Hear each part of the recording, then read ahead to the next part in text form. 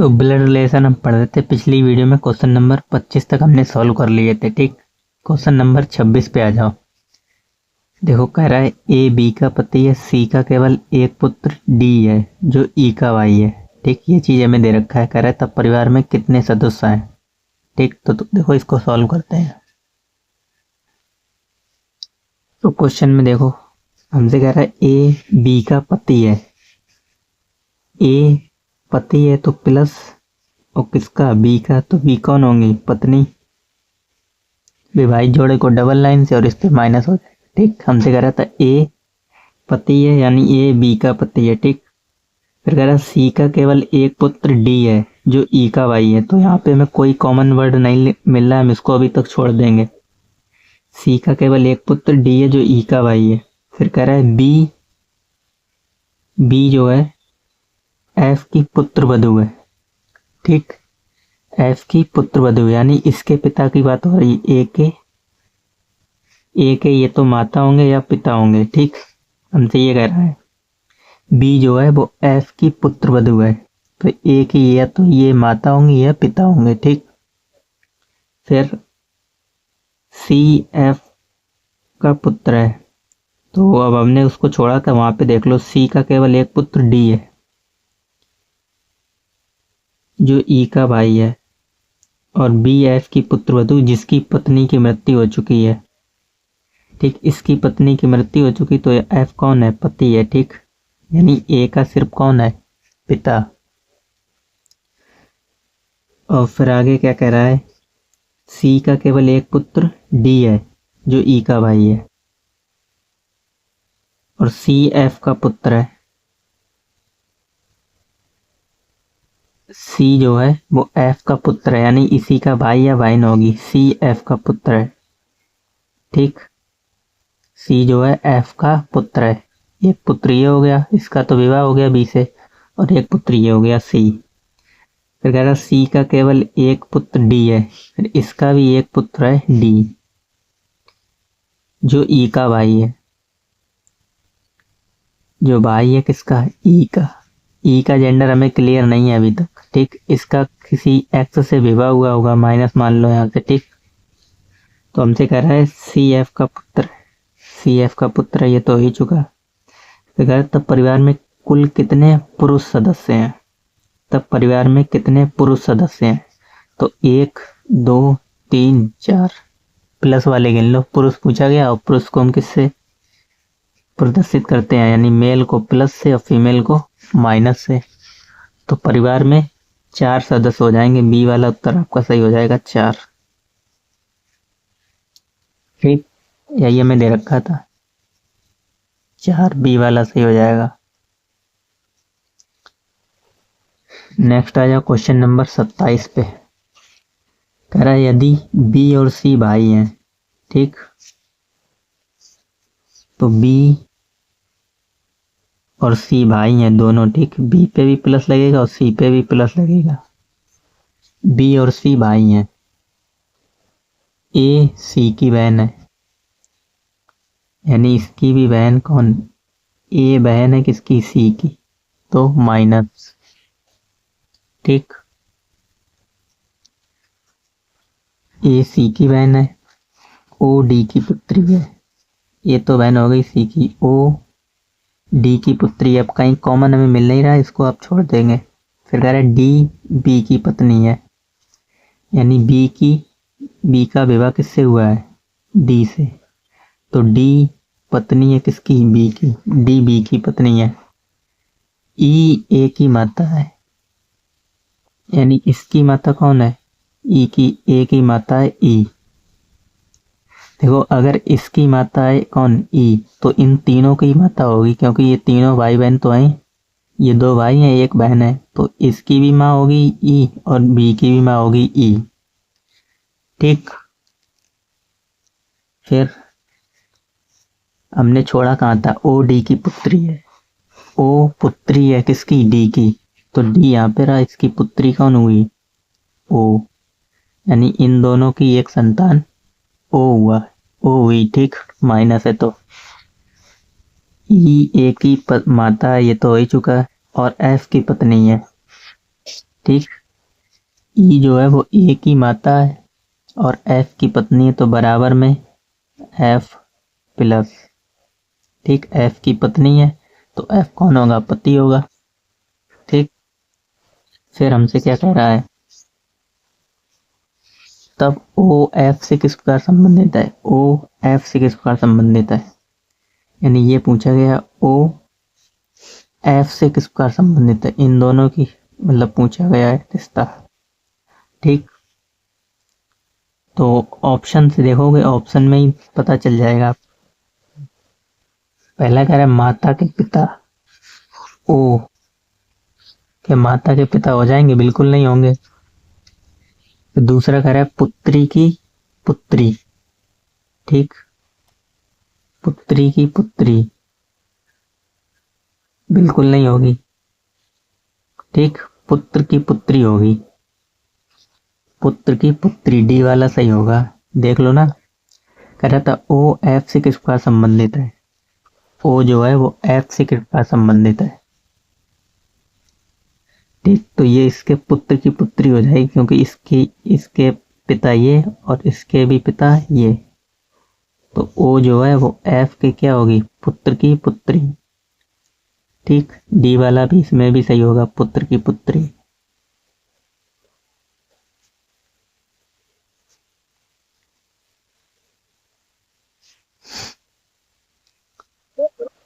Next आ जाएंगे question number 28।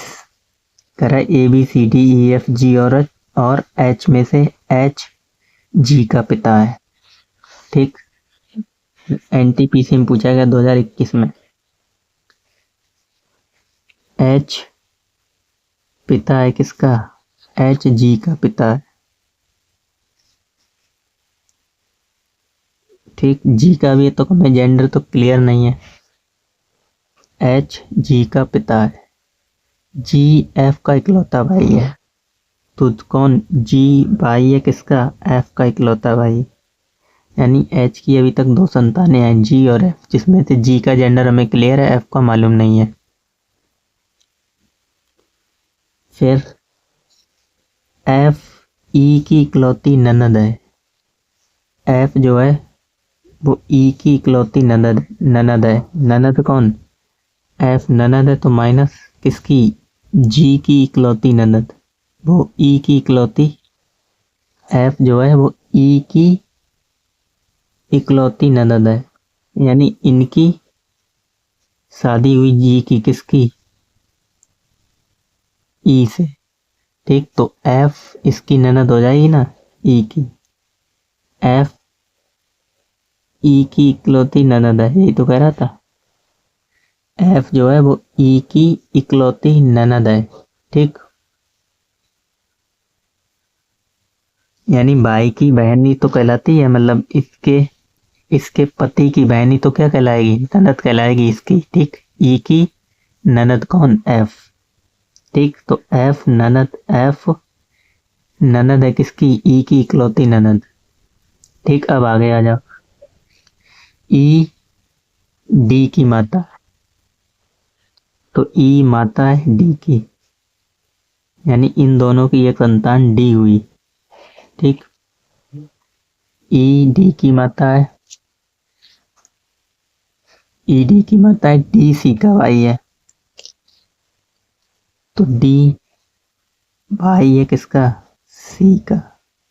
ठीक, D C का भाई है, डी सी का भाई है। और क्या कह रहा है आगे? डी सी का भाई है और बी एच का पिता है, और बी पिता है किसका? एच का, यहाँ पे तो ऊपर आ जाएगा। ठीक, बी पिता है एच का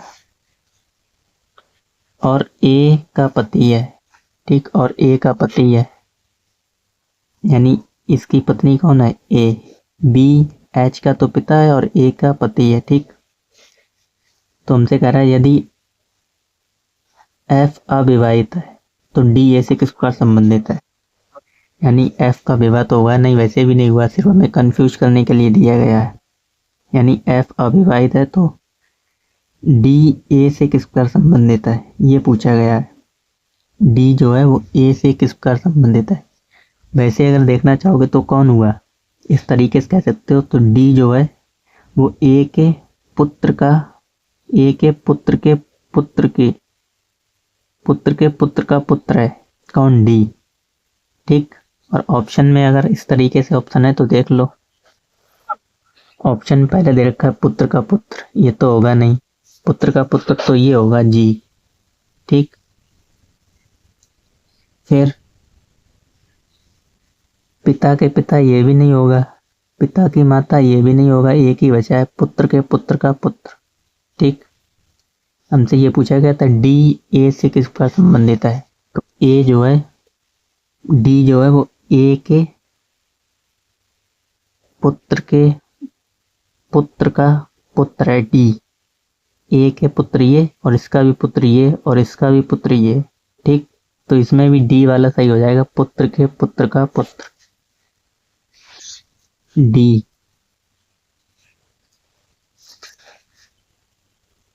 पुत्र के पुत्र का पुत्र।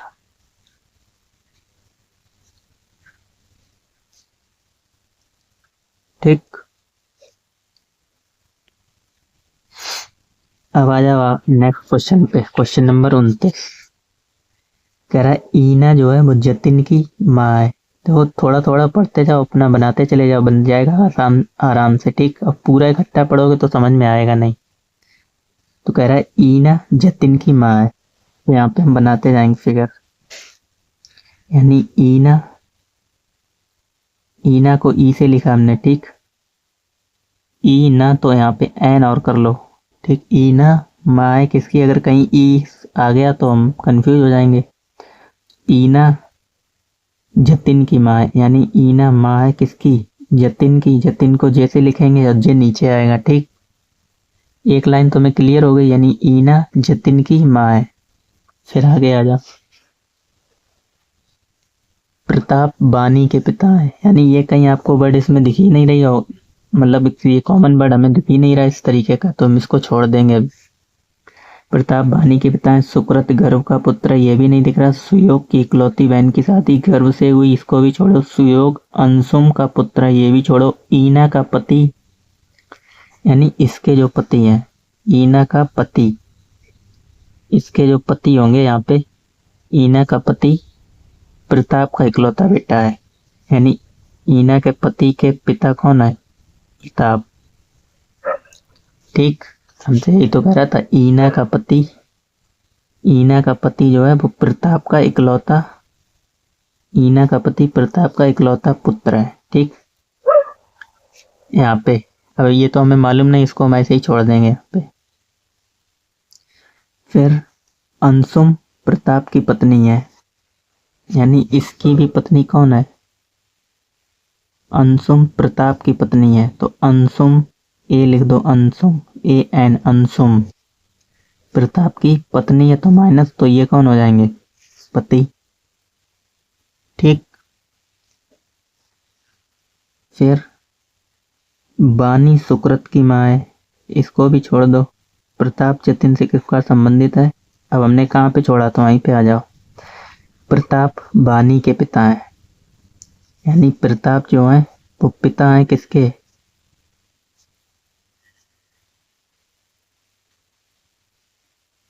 तो हमसे ये कह रहा है प्रताप जो है बानी के पिता है, यानी प्रताप पिता है किसके, बानी के।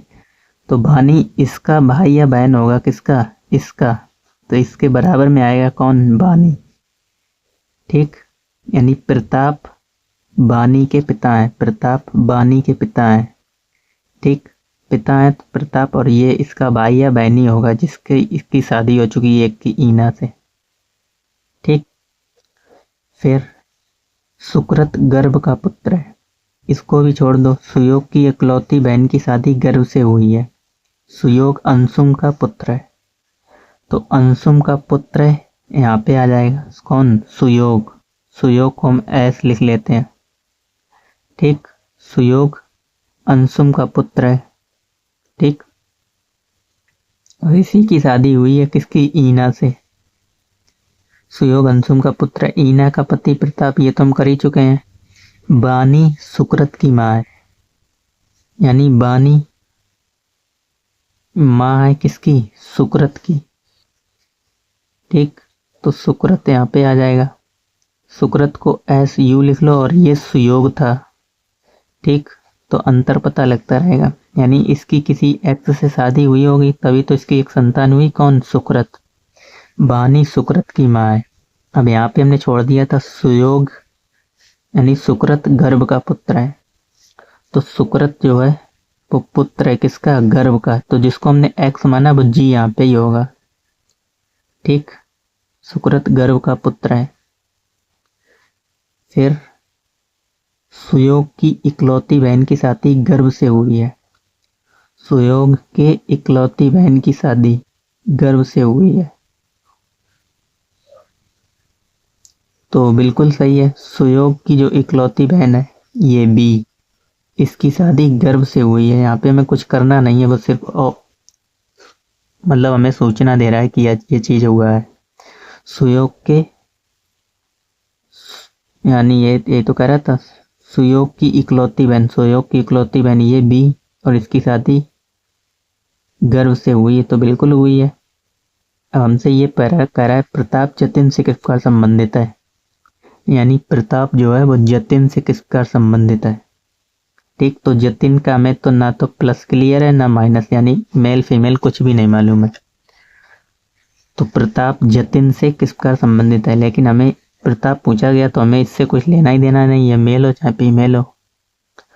तो प्रताप कौन हो जाएंगे, यानी इनके पुत्र के, या तो ये पुत्र होगा या पुत्री होगी, तो ये इसके दादा होंगे। कौन? जे पी दादा होंगे किसके? जे के, यानी पिता के पिता, दादा या बाबा जो भी कह लो, दादा। ठीक, ऑप्शन से देख लेंगे।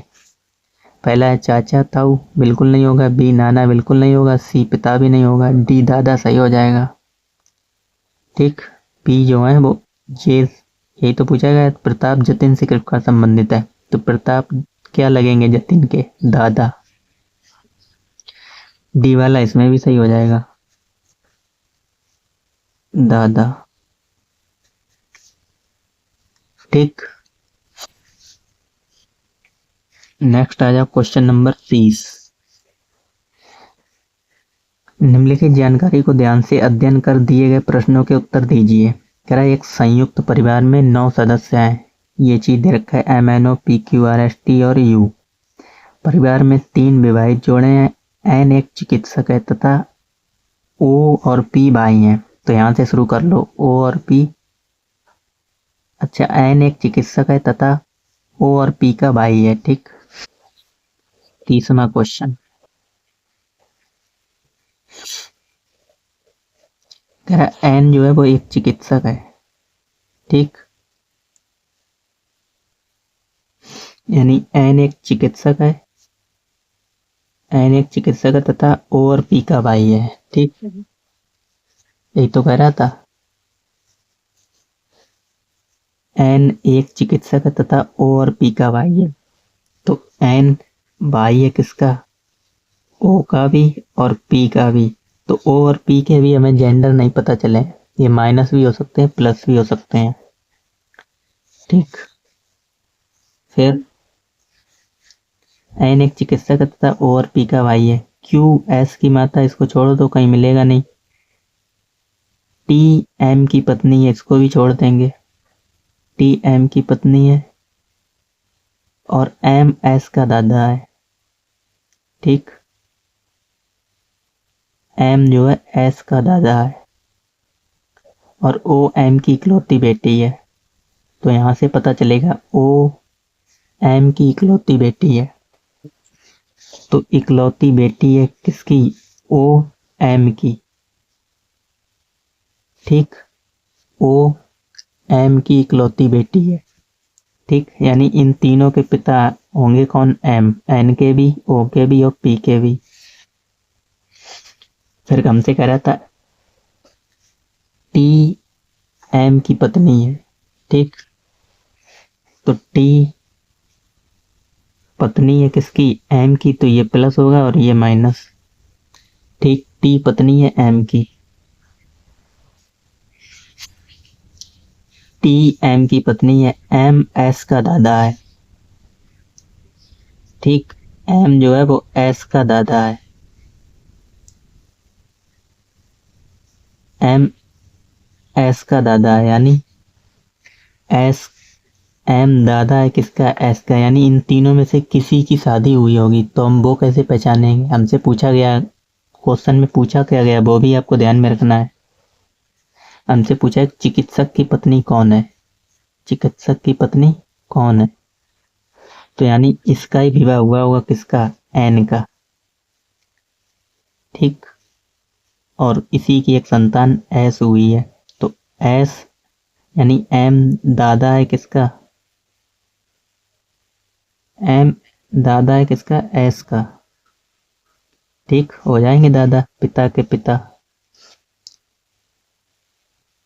और यहाँ पे हमने छोड़ा था क्यू एस की माता है, क्यू जो है वो एस की माता है, यानी एस की माता कौन है, क्यू। अगर ये इसके पिता है तो इसकी माता होगी, यानी इनके पति होंगे एन के। तो हमसे यही पूछा गया कि चिकित्सक चिकित्सक की पत्नी कौन है, चिकित्सक की पत्नी कौन है, तो क्यू हो गई। बाकी हमें आगे क्यों सॉल्व करना है, यूपीआर से क्या मतलब। ठीक, तो चिकित्सक की पत्नी कौन है, क्यू, क्यू चिकित्सक की पत्नी और एन चिकित्सक था, तो इसमें कौन सा सी वाला सही है, क्यू चिकित्सक की पत्नी। ठीक।